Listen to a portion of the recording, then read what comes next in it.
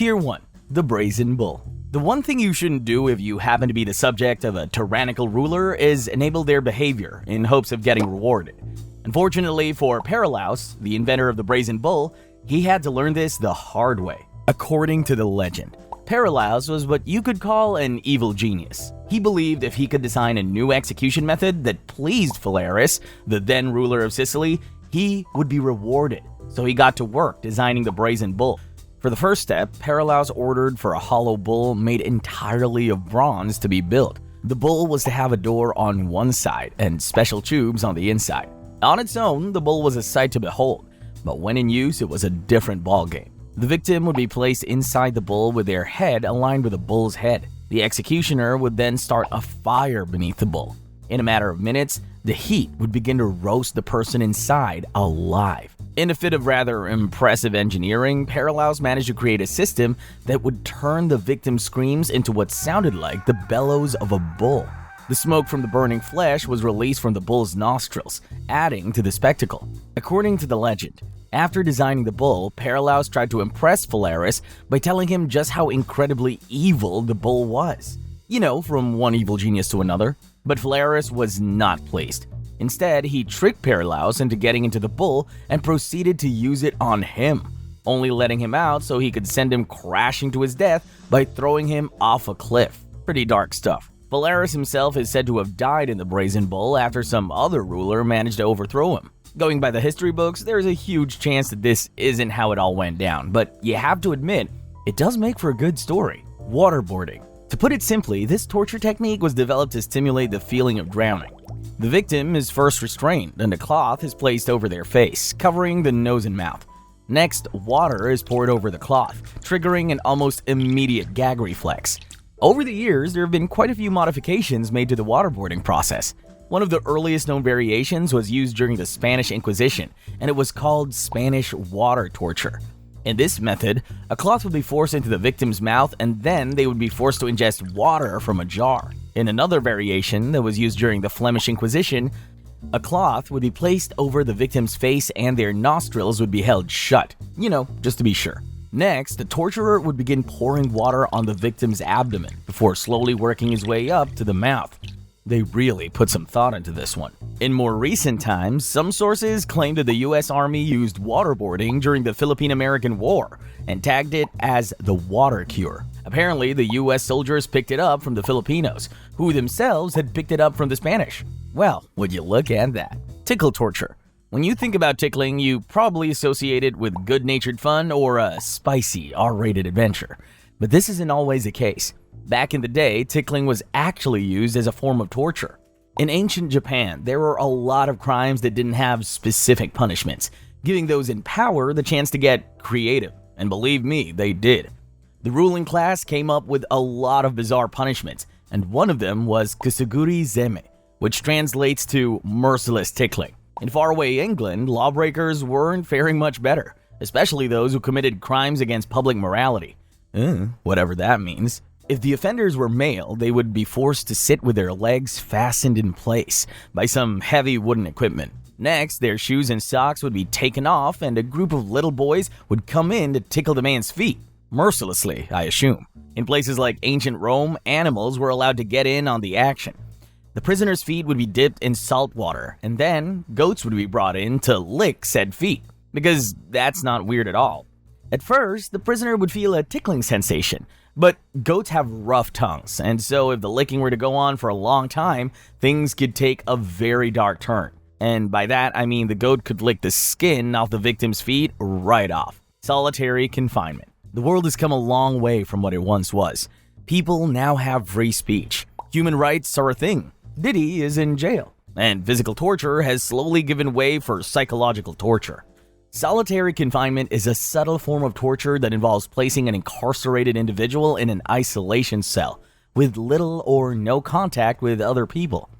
In extreme cases, the cell is intentionally designed to be dark and small. The more miserable, the better. One of the earliest recorded uses of solitary confinement was in the late 18th century, when a religious group decided to use it as a substitute for public beatings. From this point on, the practice slowly began to gain popularity, and soon solitary confinement had become an accepted method of punishment in prisons across the world. In Scandinavian countries like Denmark, there have been reports of solitary confinement being used as a way to extract information from prisoners.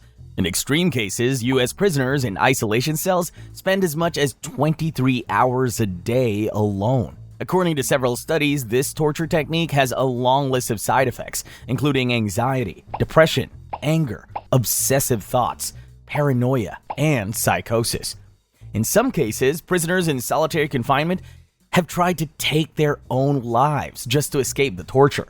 In May 2014, a prisoner being held in an isolation cell at the Airway Heights Correction Center near Spokane succeeded in taking his own life. In the aftermath of the tragic accident, his family went to court and won a $500,000 settlement. Occasionally, prisoners are put in isolation cells for their own protection, but more often than not, it's used as a form of punishment. Standing torture. You could probably guess where this is going, but it's a lot worse than you think. Standing torture is an ancient torture technique that made a comeback in the 19th and 20th centuries following the invention of standing cells. A standing cell is exactly what it sounds like. A space so small that the only way a prisoner can fit in is by standing. In a typical standing cell, a prisoner's back touches one wall while their knees rest against the opposite wall. So, who exactly was throwing people into these coffin-sized closets? Well, for one, the Nazis. But they weren't the only ones. Joseph Stalin and the Soviet Union were in on it too. In the Nazi concentration camps at Dachau and Auschwitz, prisoners of war were sent to standing cells for anything and everything. If someone asked for a second portion of food, they got sent to a standing cell. If a prisoner picked an apple without permission, they would meet the same fate. Depending on the nature of what they had done, prisoners were made to spend anywhere from 3 days to 6 weeks in standing cells as punishment. In most cases, standing torture was just one half of the punishment. The other half was starvation. In Dachau and Auschwitz, prisoners in standing cells were fed simple rations of bread and water, just enough to keep them alive. As the number of prisoners in concentration camps grew, standing cells shifted from being a form of punishment to an oh-so-clever way to save space. Needless to say, prisoners of war really had it tough. Sleep deprivation. You probably already know the basics about sleep and its importance. You most likely also know that the average adult needs about 7 to 8 hours of sleep every 24 hours. What you don't know is just how bad prolonged sleep deprivation is, and how many times it's been used as a torture technique throughout history. Sure, sleep is important, otherwise you would end up walking around like Bill from accounting, who's cranky all the time, always has a headache, and suffers from low back pain. But the side effect of sleep deprivation can actually get much darker. The people in 15th century Scotland knew this, and that's why sleep deprivation was one of the major torture methods during the witch trials. In those days, it was called waking the witch. The women who had been accused of practicing witchcraft would be kept awake for days until they began to hallucinate and say some batshit crazy things. The judges would then tag this as a confession and send them to the stake. Several centuries later, a psychotherapist named John Schlapobersky was made to face the same fate. Not the witchcraft part, obviously. In the 1960s, Schlapobersky, alongside some other people, were tortured by means of sleep deprivation. By day 2, Schlapobersky noted that he was hallucinating. By day 3, he noticed that some of the people around him had begun having dreams while awake, which, by the way, is a form of psychosis. Schlapobersky also started having trouble keeping up with the concept of time. Me too, buddy. Me too. It is said that the US military used sleep deprivation as a form of torture up until 2009, and that sleep deprivation is classified as one of the 5 illegal interrogation techniques still being used by the British military. Cold cell. By the late 20th century, world powers realized that torturing people wasn't exactly a good look. Plus, now they had to worry about consequences. To sidestep this, they had to get creative and start thinking up new methods of torture that wouldn't leave any marks. Eventually, they hit the jackpot: cold cell torture. As the name suggests, cold cell torture involves locking people up in freezing cold cells. Being exposed to dangerously low temperatures for long periods is as painful as it is life-threatening. But apparently, it's also a fantastic way to get people talking, which is why it's listed as one of the CIA's interrogation techniques. Or at least it was back in the day. One of the first recorded cases of cold cell torture dates back to 1961 at Parchman, Mississippi's state penitentiary. Prison guards sprayed civil rights detainees with a fire hose.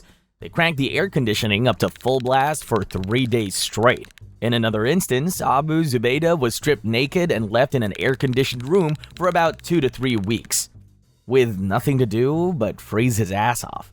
As it turns out, the US was not the only country on the lookout for clean torture techniques. In 1965, British forces in Aden proved that they were also fans of cold cell torture.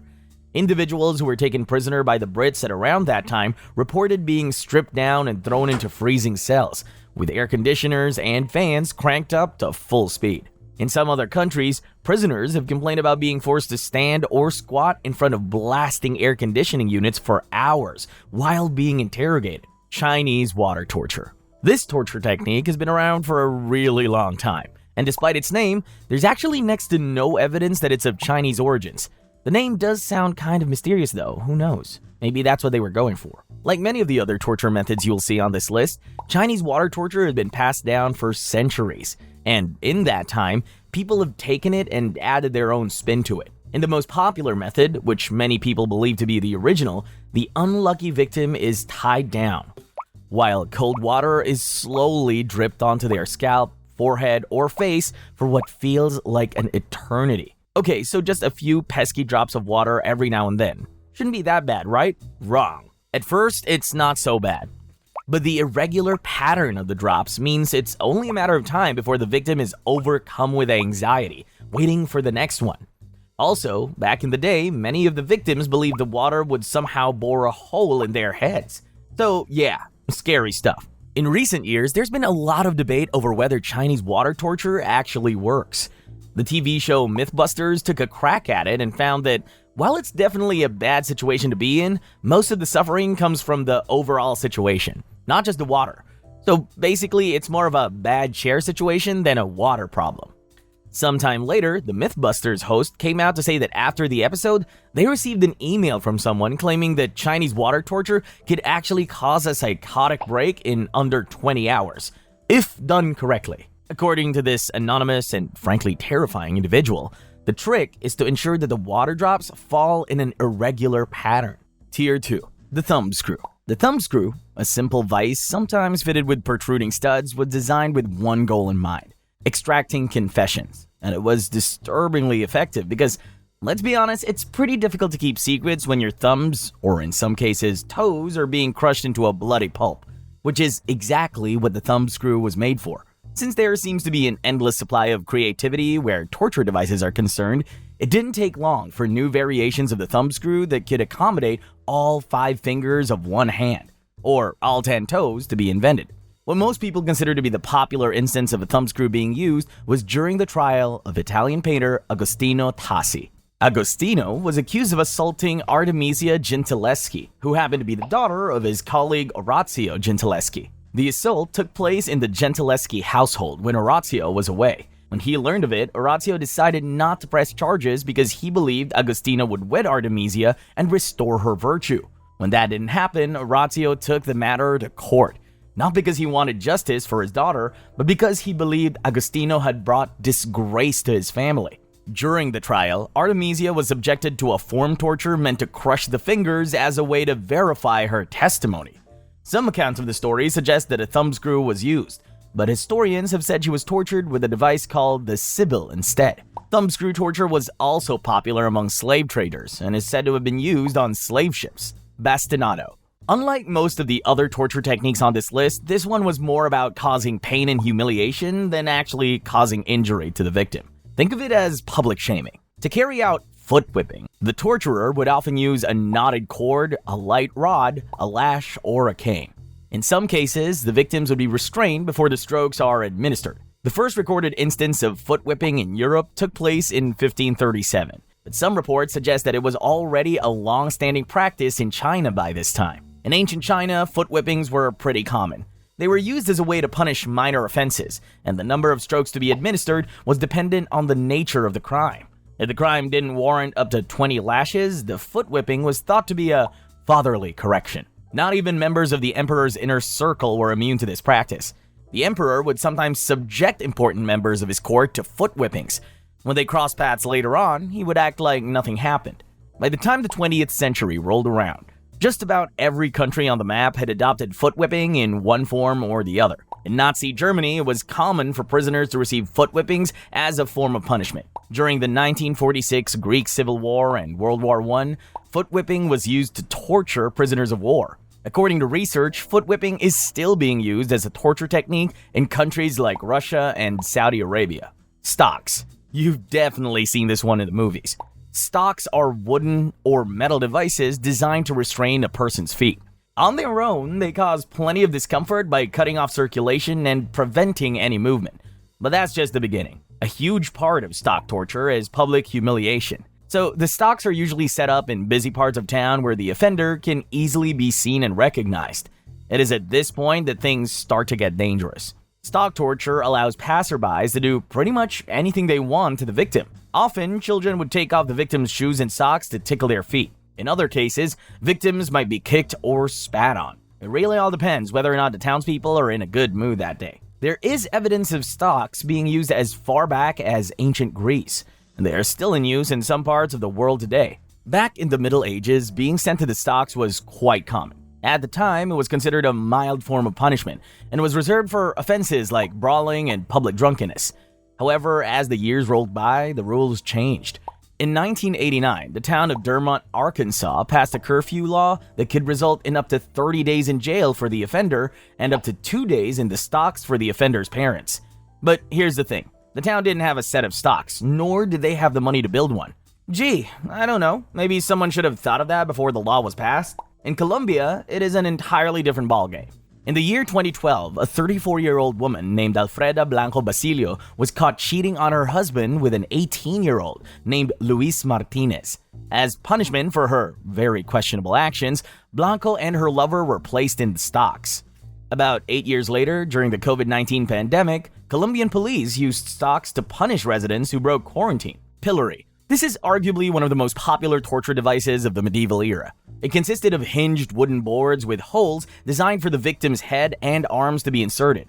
Once in place, the boards were locked together to secure the captive. Like the stocks, the whole point of the pillory was to publicly humiliate the victim. To achieve this, the victim would then be taken to a populated area, like a marketplace or a crossroad, and put on a makeshift stage. Since there wasn't much to do for fun in those days, it wasn't uncommon for people to gather around the pillory to mock, tease, and laugh at the offender on display. Kind of like live television. To ensure that the people knew what the victim was being punished for, their crimes would be announced. In some cases, a placard would be placed nearby. At times, the spectators would take matters into their own hands, pelting the offender with rotten food, mud, offal, dead animals, and even animal excrement. They really didn't hold back. And if that wasn't bad enough, the pillory could also be combined with further punishment. For example, an order could be given for the offender to have some or all of their hair shaved while in the pillory. They could also be whipped. Cropping. Contrary to whatever it is you're thinking, cropping is a torture method that involved cutting off the victim's ears as punishment for their actions. In those days, cropping was used either as a way to brand slaves and criminals or as punishment for crimes like libel and sedition. The proactive was carried out in one of two ways. In the first method, it was used as a standalone punishment, and the victim's ears would simply be sliced off using a sharp blade. The second method was a lot more brutal, as it combined cropping and pillorying. After being inserted in the pillory, the victim's ears would be nailed to the contraption. If they so much as breathed the wrong way, their ears would be ripped right off.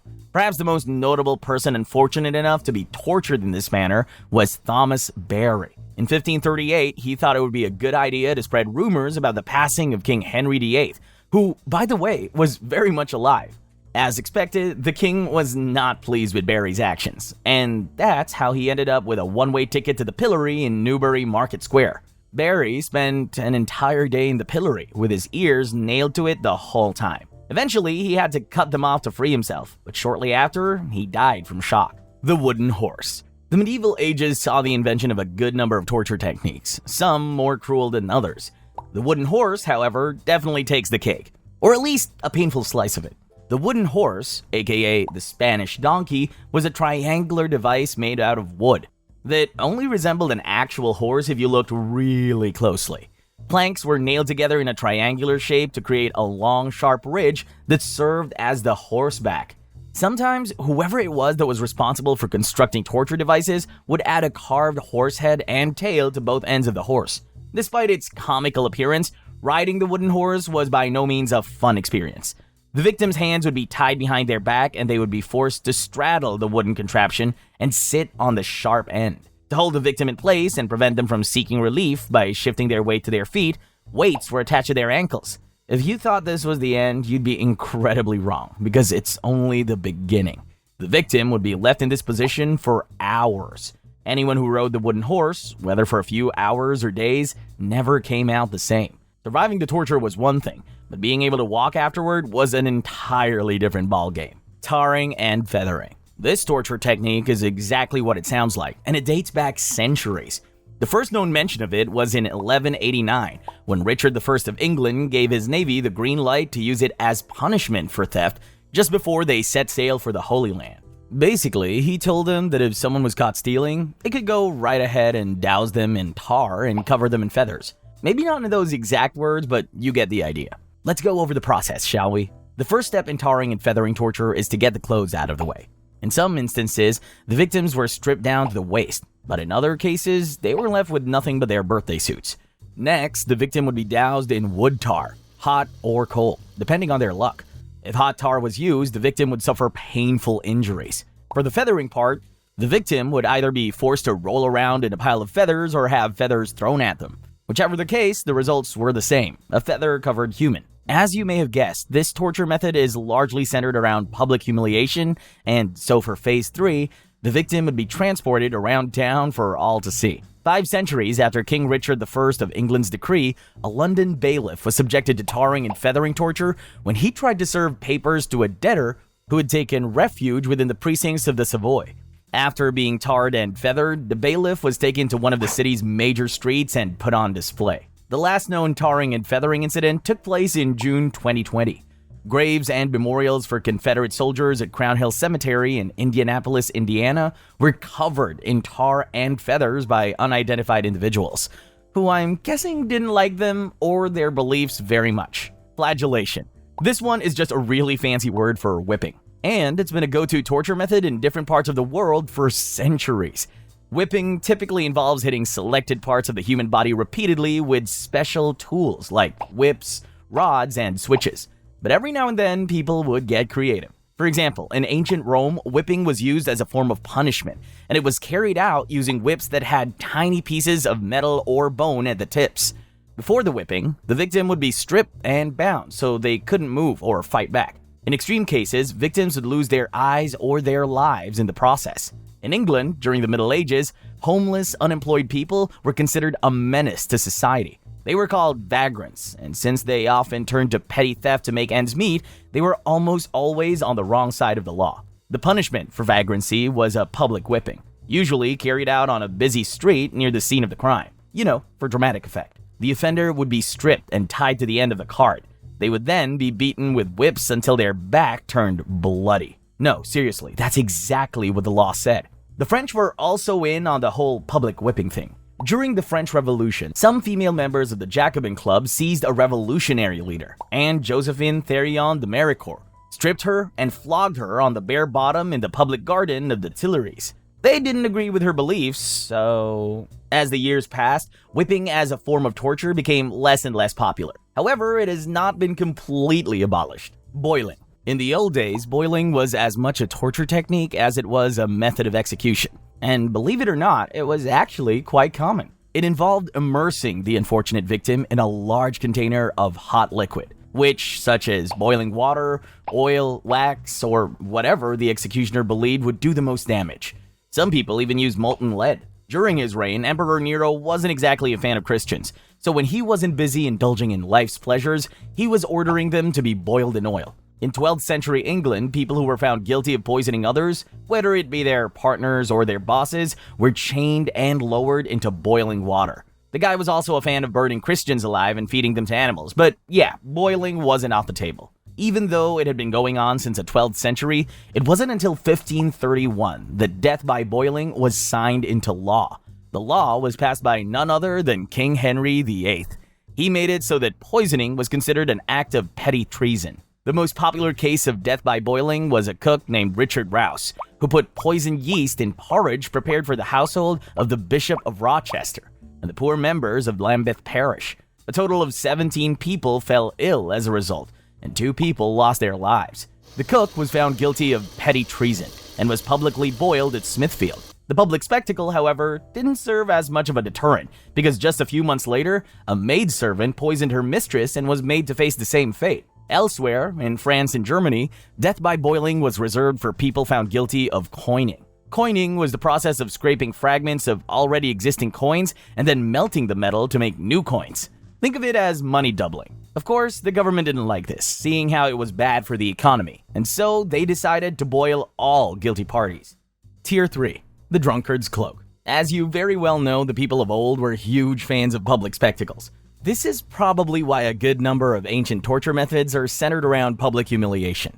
Or maybe the people back then were just really kinky. The Drunkard's Cloak was one of such punishments, and it was humiliating, all right. In the mid-1500s, drunkenness was declared a civil offense in England.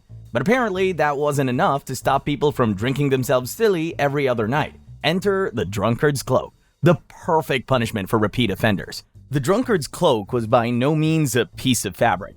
It was instead an empty beer barrel that had holes for the victim's head and arms to pass through. Once the offender was properly fitted into the barrel, they would be forced to parade through the town, and as they walked by, people would hurl insults at them. This torture method was mostly used to punish drunkards, but some accounts say it was also used to punish women who were accused of being promiscuous. Although I'm not entirely sure what shoving a woman into an empty beer barrel would do to curb her sexual appetite. Ducking stool. As you will soon realize, back in the day, people were very invested in torturing women for saying things they didn't like. The ducking stool was one of the many ways they devised to do so. Although it was primarily invented to punish women for offenses like backbiting, scolding, and prostitution, a few dishonest businessmen also found their way to the stool. The ducking stool was basically a wooden armchair fitted with an iron band to hold the offender in place when they took their seat. The whole point was to publicly humiliate the offender by putting them on display, either outside their home or at the site of the crime. Because of its simple design, nearly everyone took it upon themselves to add their own spin to the ducking stool. Some people added wheels to the chair so the offender could be dragged around the parish because, apparently, taking them for a spin would somehow make the whole thing twice as humiliating. But it still wasn't enough. It was only a matter of time before people started attaching ducking stools to long wooden beams balanced like seesaws at the edge of ponds and rivers, and using them to immerse offenders in the water. This practice became so popular that it's essentially how the ducking stool got its name. Like many other devices invented to torture women, the ducking stool made an appearance in several witch trials. It was sometimes used in a practice called ducking, which was designed to determine whether or not a woman was a witch. Although the ducking stool was not designed to be a tool for execution, it was not unheard of for people to lose their lives in the process. Scold's Bridle. Depending on who you ask, this torture device could also be called gossip's bridle, or a witch's bridle, because at the time, women could only be one or the other. If she was lucky, she could be both. Said to have originated from Scotland in the late 1500s, the Scold's Bridle was an iron muzzle that enclosed the victim's head, with a bridle bit placed in her mouth and pressed down on her tongue, often with a spike. The bridle had one job: to shut its wearer up completely and stop her from gossiping, because heaven forbid a woman got the chance to speak her mind. Throughout history, quite a number of women were tortured using the Scold's Bridle. One of them was Bessie Taillefer. She allegedly accused Thomas Hunter, a local government official, of using false measures, and let's just say he wasn't very pleased. Dorothy Waugh, a well-known member of the Religious Society of Friends, also met the same fate, but for an entirely different reason. In 1655, Dorothy visited Carlisle and quickly began sharing her beliefs with others. It wasn't long before the Carlisle courts received word that she was spreading the word on ungodly practices. The mayor, concerned that Dorothy might affect the town, turned to the bridle for help. Unknown to them, Dorothy was learned. She went on to write and publish an account of her experience in Carlisle. In some female workhouses, the Scold's Bridle was used as punishment for other unrelated offenses. In such cases, the person being punished would often be beaten in addition to wearing the bridle. Tongue terror. In today's world, saying something the vast majority of people or the ruling class don't agree with will probably get you shadow banned on Twitter. In the past, though, things were a bit more extreme. Believe it or not, freedom of speech is a luxury the people of old did not enjoy. In those days, everyone was one wrong statement away from a tongue-tearing appointment. The tongue tearer was an iron device that looked an awful lot like a cross between pliers and a pair of scissors. Before use, it would be placed over a fire to heat up. The victim would be tied up and their mouth forced open. The tongue tearer would be inserted into the victim's mouth, and once the torturer had a firm grip on the tongue, they would twist it 3 times before yanking it out. In some cases, the torturer would simply tighten their grip and tear out the organ without the twisting motion. Back in the day, this brutal punishment was reserved for heretics and blasphemers. Pear of Anguish. Depending on who you ask, the Pear of Anguish, aka the choke pear, was either a brutal torture device or some kind of fruit juice extractor. The choke pear is said to have been invented in the early modern era, but no one knows for sure who the inventor was and what their intentions were. What we do know is that a 1639 book titled The General Inventory of the History of Thieves credits a robber named Capitaine Gachereau de Pillory, who lived during the time of Henry of Navarre, with inventing a device that sounds suspiciously like the choke pear. Pillory's invention was described as a mechanical gag, and since the choke pear consists of a pear-shaped metal body with spoon-like segments that can be spread apart by a spring or turning a key, it sounds about right. Those who claimed the choke pear was a torture device believed it was inserted into a victim's mouth, rectum, or genitals, and then expanded. Well, that's one way to cause excruciating pain. Those who do not believe the Pear of Anguish was a torture device have held their ground for years, and they might be onto something. Scientists have examined the remaining choke pears and concluded it would have been pretty tricky to open the device's spoon-like segments once inserted. In fact, contrary to popular belief, some of the surviving choke pears actually have mechanisms for closing the segments, not opening them. So, you see, the juice extractor theory isn't so bizarre after all. Bamboo torture.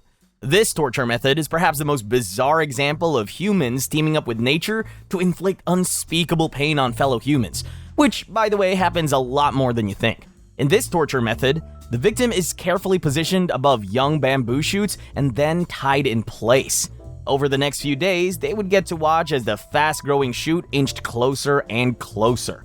For context, bamboo shoots are incredibly fast-growing plants, capable of sprouting multiple feet in a single day. Eventually, the shoots would penetrate the victim's body and emerge on the other side, puncturing a good number of vital organs along the way. Needless to say, there were no survivors. There's been a lot of debate about whether or not this torture method was actually used. But if the stories are to be believed, a good number of Allied prisoners of war lost their lives this way during World War II. In a 2008 episode, the cast of the TV program Mythbusters carried out a little experiment to confirm if bamboo shoots could actually penetrate human skin and how long it would take. Long story short, yes they can, and it would take roughly 3 days. And now you have one not-so-fun fact to add to your collection of things that will never come up in real life. The Iron Maiden. As far as torture devices go, this one was really quite simple. The Iron Maiden was a torture device thought to be from medieval times. It was a solid iron cabinet lined with spikes tall enough to fit a human being. So you see where this is going. The incredibly sharp spikes inside this human-shaped box were designed to pierce the victim's body on either side when the box was shut. And since the whole point was torture and not murder, the spikes were not long enough to cause instant death. Instead, they were short and strategically placed to cause as much pain as possible. But there is a catch. Although the Iron Maiden is by far one of the most brutal contraptions the human mind has thought up, there's little to no evidence to prove it actually existed or was used. Despite the Iron Maiden's reputation as a medieval torture instrument, its existence before the 19th century is more of a myth than anything else. There are, however, ancient reports of a Spartan tyrant using a torture device that was awfully similar to the Iron Maiden around 200 BC for extortion and murder. The myth that the device existed in the Middle Ages was likely spread by a German philosopher in the late 18th century. He wrote about an incident in 1515 where a coin forger in Nuremberg was executed with an Iron Maiden. According to the philosopher, the criminal was shoved into the device and executed slowly. Based on his account, the very sharp spikes penetrated the victim's limbs in several places.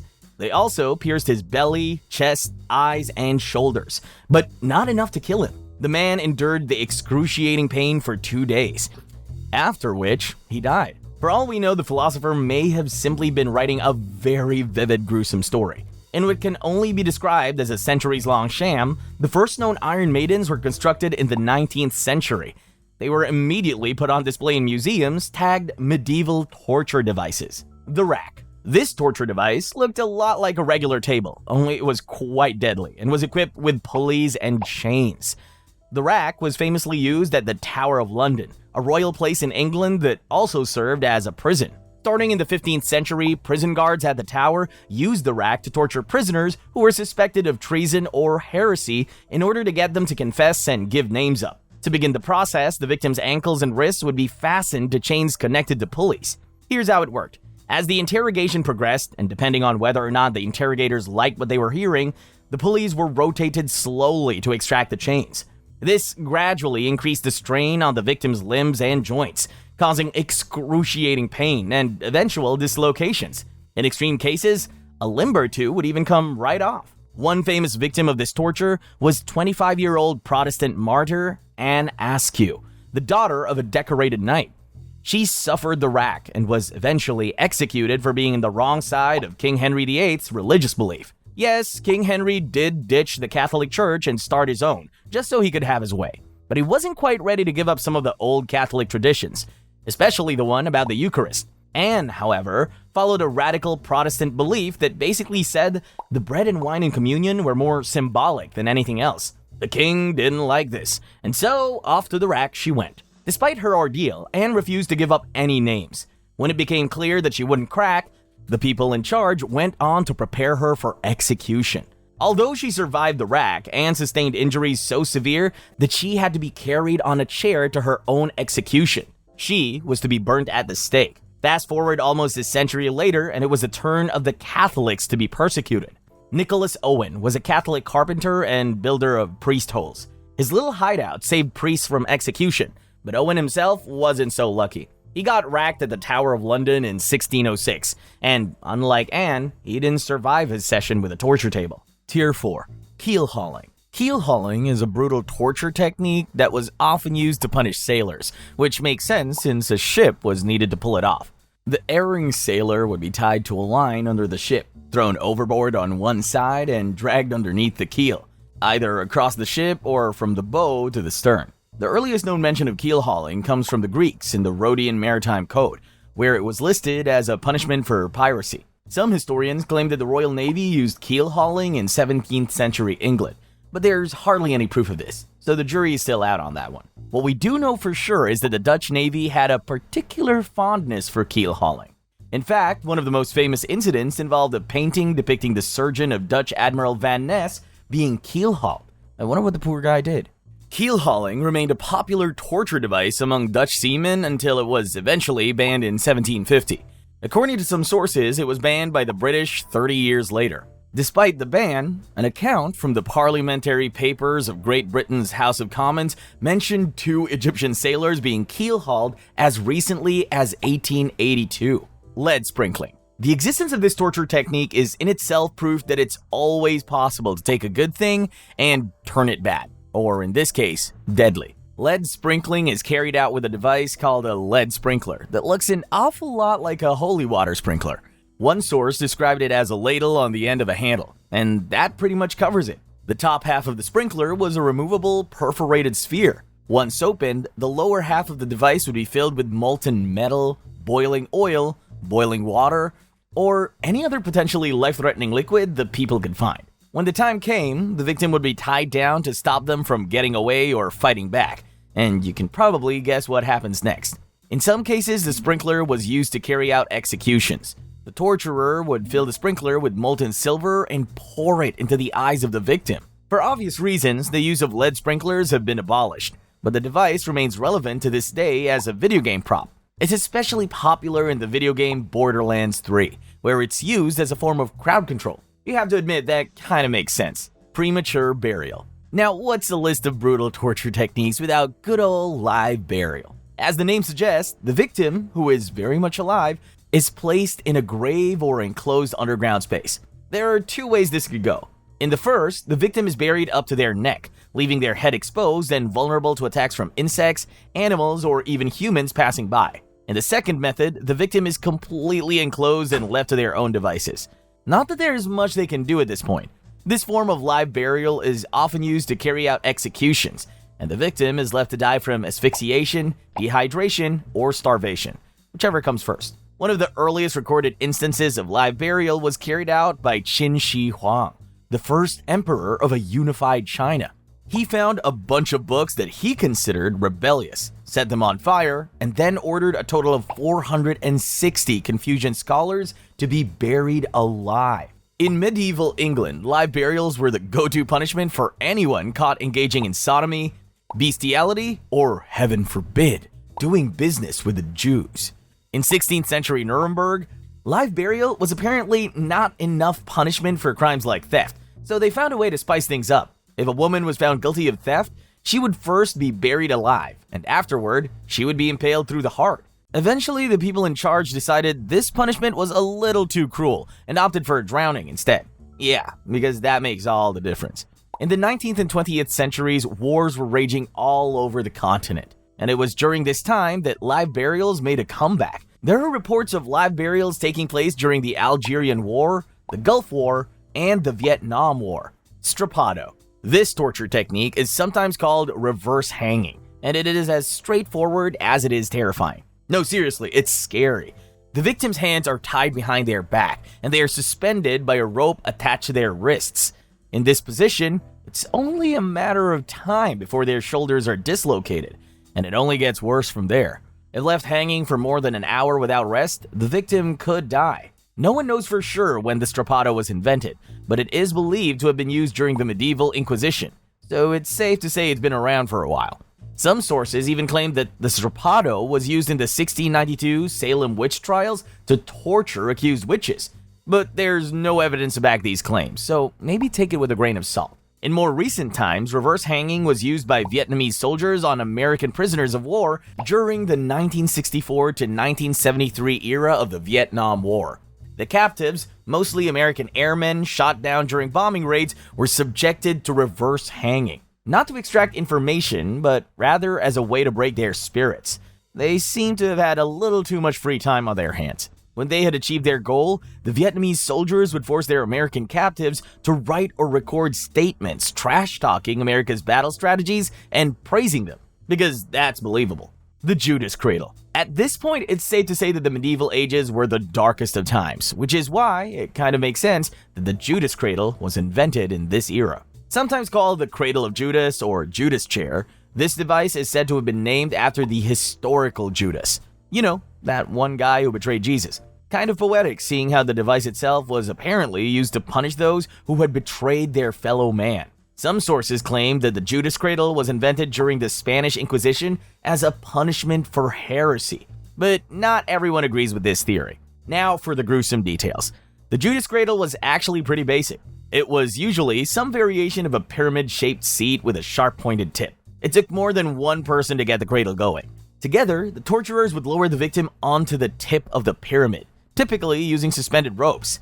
Gravity would then sit in, gradually forcing the sharp tip into the victim through their genitals or anus. At this point, the torturer would either shake the victim or have them slide up and down on the pointy end. As you may have guessed, the whole point of this contraption was to inflict excruciating pain and suffering on the victim, often resulting in severe internal injuries. To make matters worse, the device was never cleaned. And so, even if the victim somehow managed to survive being impaled by a pyramid-shaped seat, which, let's face it, is a long shot, they would probably catch something life-threatening in the process. Apart from being a suitable punishment for traitors, the Judas Cradle was also a very effective interrogation tool. Back in the day, people feared the cradle so much that just the mention of it would have them singing like canaries. Tier 5. Rat Torture. This here is undoubtedly one of the most barbaric torture methods to ever exist. Whoever invented it took cruelty and cranked it up to a whole new level. Originating in medieval Germany, rat torture was used to punish criminals and get even with enemies. Here's how it typically went down. The torturer started by putting rats directly on the exposed abdomen of the victim and trapping them in a cage. It's at this point that things really start to get ugly. Heat from fire or hot coals would be applied to the top of the cage, making the rats scurry around in search of an escape route. In no time, the rodents would realize that there's only one way out, through the victim's skin, and that's when they would begin to eat and claw their way out through the victim's abdomen. Desperate to escape the heat, the rodents would continue to scratch and chew away at the victim's flesh.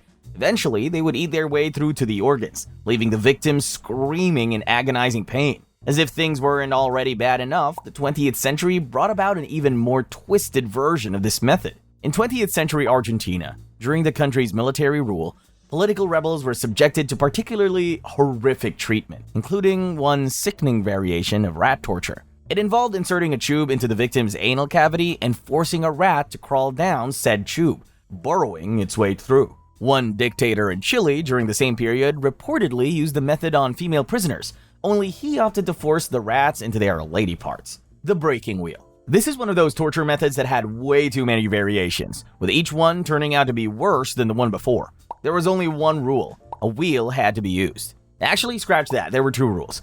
The second was that there had to be an audience. The wheel to be used was not much different from a large wooden wagon wheel, although sometimes iron spikes would be added to its outer edge. Towards the end of the Middle Ages, the most popular variation of the breaking wheel involved transporting the victim to a public execution site and tying them to the floor. The torturer would then pick up the wheel and get to work on the victim's leg bones. From there, he would work his way up. On some occasions, the ordeal would end with the torturer delivering the final blow to the victim's neck. In another variation, the victim's limbs would be broken from the initial bludgeoning and their battered body would be braided through the wheel and tied to its spokes.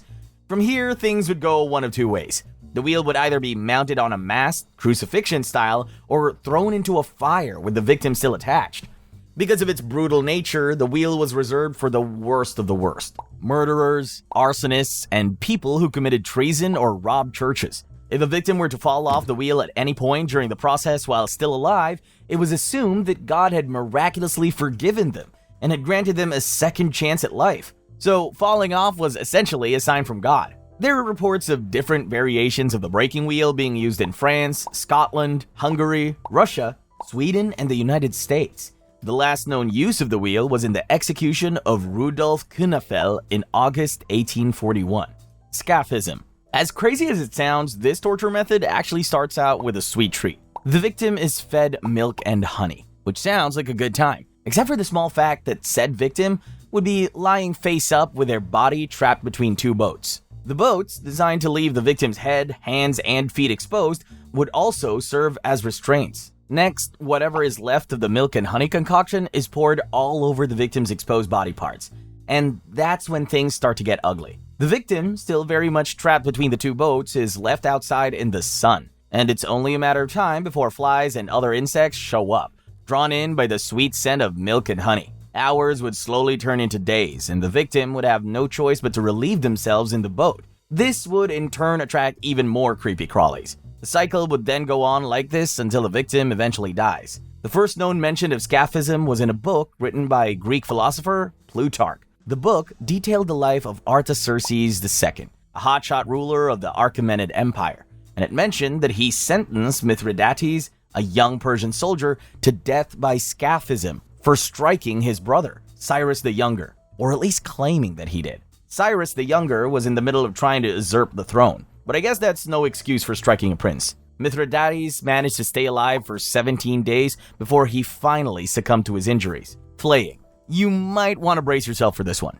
Ready? Flaying is a rather hands-on torture technique where the victim is skinned alive. Literally. Portions of the victim's skin are slowly removed over time, and depending on how much is taken off, what starts as a torture session can easily turn into an unplanned execution. The victim could die from shock, blood loss, hypothermia, or even infection. Centuries ago, people were getting flayed for just about anything and everything. In the time of Cambyses II of Persia, Sisamnes, a corrupt royal judge, was arrested and flayed alive for collecting a bribe. His skin was then cut into leather strips. In 260 AD, the Roman Emperor Valerian agreed to parley with Shapur I, the then king of Persia, but he quickly came to regret his decision.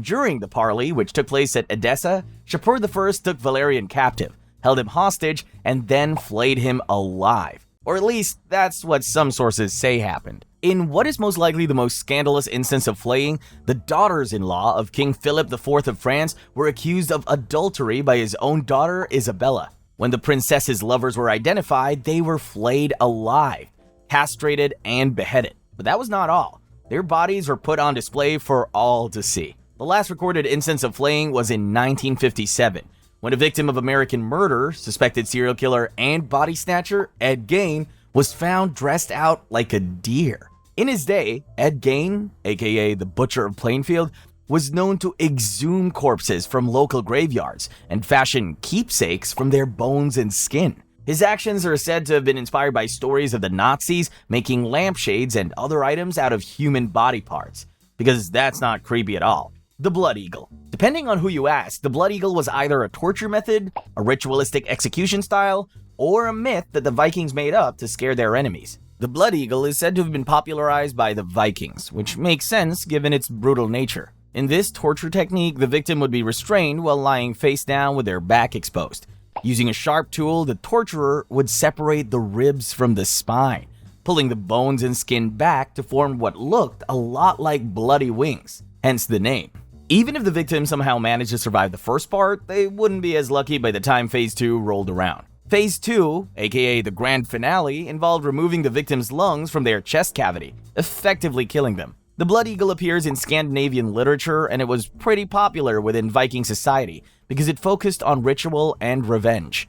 They were really into that stuff. The most famous account of the Blood Eagle ritual is found in the tale of Ragnar Lodbrok's sons taking vengeance on King Aela of Northumbria. As the story goes, King Aela executed Viking leader Ragnar Lodbrok by throwing him into a pit of snakes. As you would expect, Ragnar's sons were outraged by their father's execution, and so one of them, who went by the name Ivar the Boneless, went out and captured King Aela. With the help of his brothers, Ivar gave King Aela a death befitting a sworn enemy, Blood Eagle style. The Lodbrok brothers cut away all of the ribs from Aela's spine and then ripped out his lungs. And that's why back in the day, everyone knew better than to mess with Vikings. Lingchi, also known as death by 1,000 cuts. This torture method is the stuff of nightmares. Lingchi was used between the years 900 and 1900 and was reserved for criminals thought to be the worst of the worst. In those days, that meant people who committed high treason or other crimes against the country like mass murder. One man was sentenced to death by Lingchi for assaulting almost 200 women. And in 1542, 16 palace maids suffered the same fate after they tried and failed to assassinate the emperor. So maybe don't try to kill your boss, especially when they are the ruler of a powerful empire. 3 decades before the maid's failed murder plot, a eunuch named Liu Jin was executed by Lingchi for seizing too much power from the Zhengde emperor, whatever that means. Once sentenced to death by Lingchi, the criminal would meet their fate at the hands of a knife-wielding executioner. They would be tied to a wooden post, and the knife would be used to slice off various parts of the victim's body until they died. But even death couldn't stop the process. The executioner would simply go on cutting. The whole point was to make sure that the victim would appear in heaven in pieces, which for some reason was considered super embarrassing. Depending on the crime and the region, a person sentenced to death by Lingchi could be dead in around 15 minutes, but the process could also be stretched out for hours.